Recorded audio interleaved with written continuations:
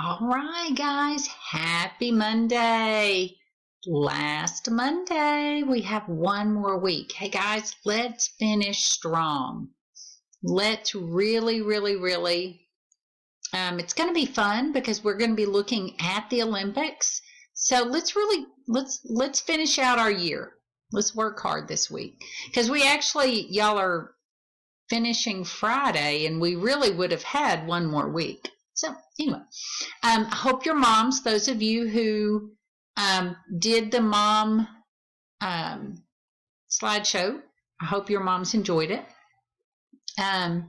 Anyway, so we are going to look at the Olympics then and now. What are the old Olympics like? What are the new Olympics like? So that's what we're going to look at.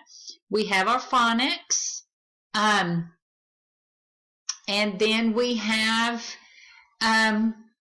actually looking at the modern Olympics. There's a comparison here, the Olympics then and now.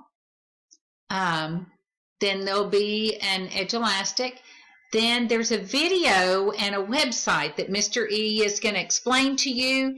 And then you're going to answer these after exploring this.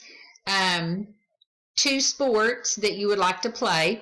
Then I want you to go and make a flip grid and tell me about what sport you would pick, okay?